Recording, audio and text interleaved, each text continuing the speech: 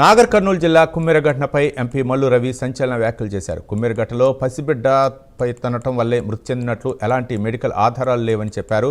ఇక 7 నెలలకే పుట్టడం, అనారోగ్య ఇబ్బందులతో మృత్యువాత పడినట్లు మెడికల్ రిపోర్టులు చెబుతున్నాయని అన్నారు. ఎవరైనా రాజకీయాలకు అతీతంగా వాస్తవాలు తెలుసుకుని మాట్లాడాలని సూచించారు. ఘటనపై విశారదన్ మహారాజ్, కేటీఆర్, బీజేపీ రామచంద్రరావు, తీన్మార్ మల్లన్న, ఆర్ కృష్ణయ్య వాస్తవాలు తెలుసుకోవాలని హితవు పలికారు. గ్రామస్తులు అన్ని వర్గాలతో సమావేశం ఏర్పాటు చేసి వాస్తవాలు తెలుసుకున్నామని తెలిపారు మల్లు రవి.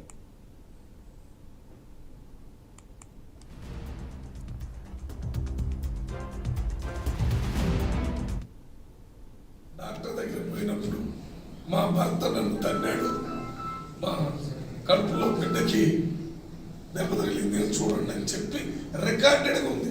ఇప్పుడు మేము చెప్పేది కాదు, హాస్పిటల్ రికార్డు తెప్పించారు.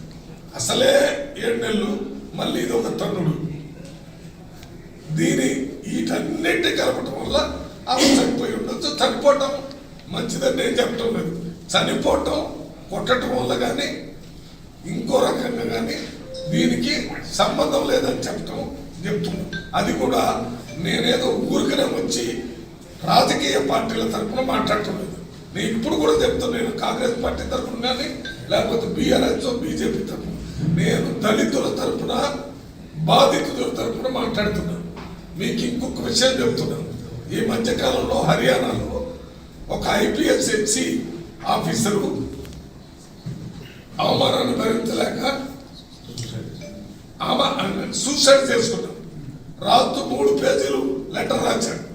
ఆ 3 పేజీల్లో DIG, SP, సీనియర్ వాళ్ళంతా నన్ను అవమానపరిచారు. అతనికి ప్రెసిడెంట్ ఆఫ్ ఇండియా అవార్డు ఉంది, షెడ్యూల్ కాస్ట్. అక్కడ చనిపోయిన తర్వాత నేను స్టేట్మెంట్ ఇచ్చిన, ఇట్లా తాగకూడదు, నువ్వు తాగటం వల్ల నష్టం.